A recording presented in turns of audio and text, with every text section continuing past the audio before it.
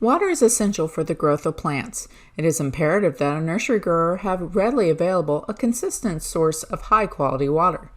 Modification of the soil or media can be done by manipulation of irrigation water, such as fertilizing and adjusting the pH.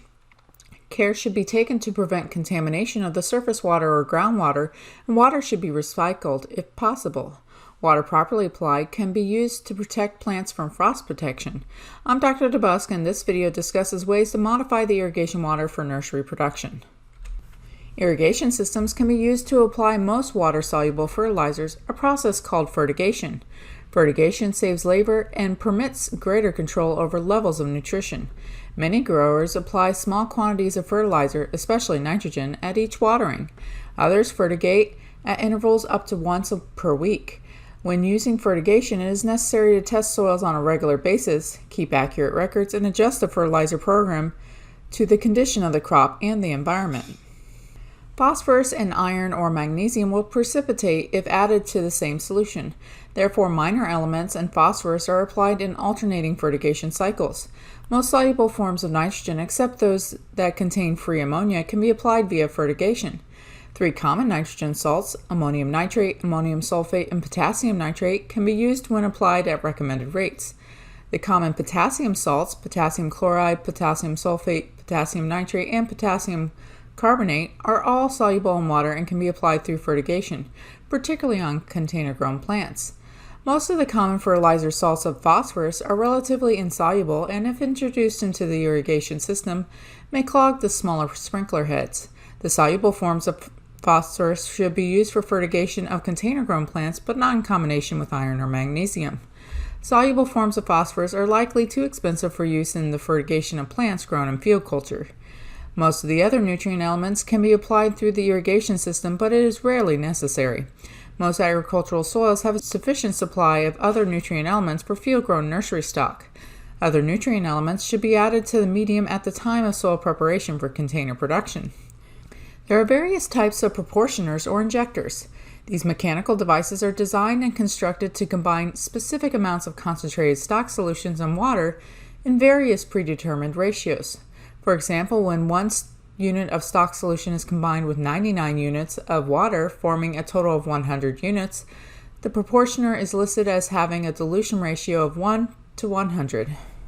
Many proportioners use positive displacement pumps.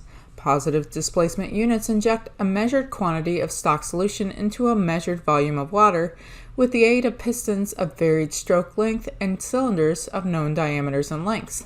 Such units are designed to give relatively consistent dilution ratios over rather wide variations in water pressure.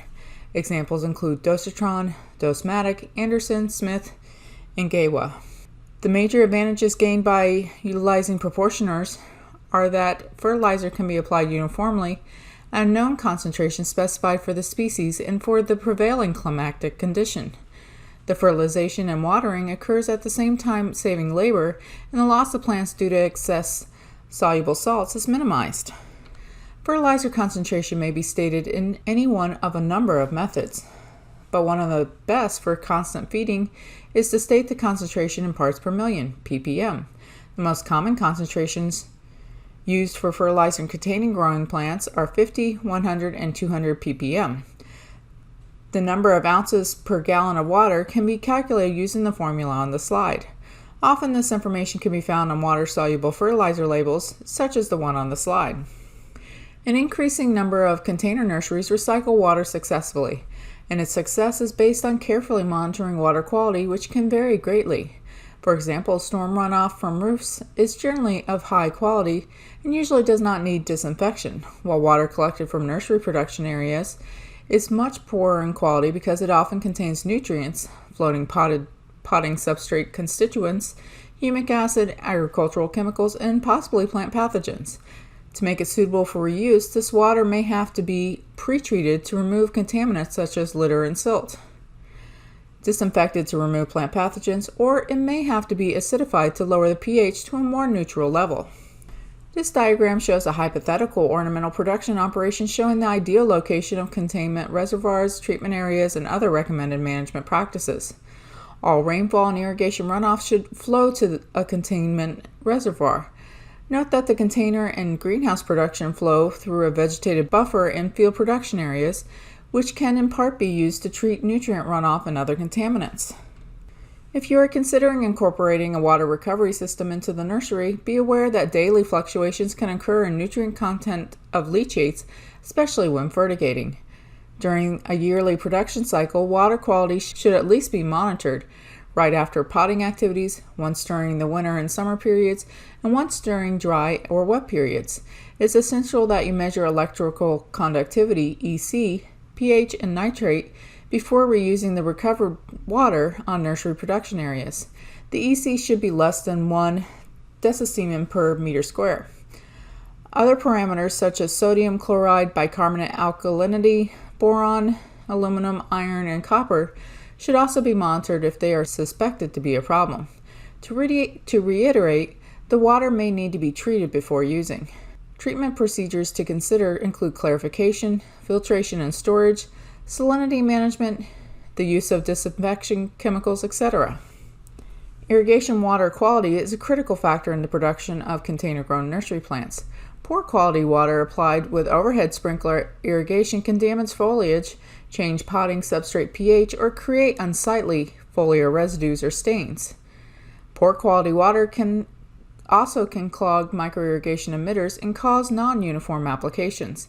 Annual testing of the irrigation water source will help growers characterize their source water quality.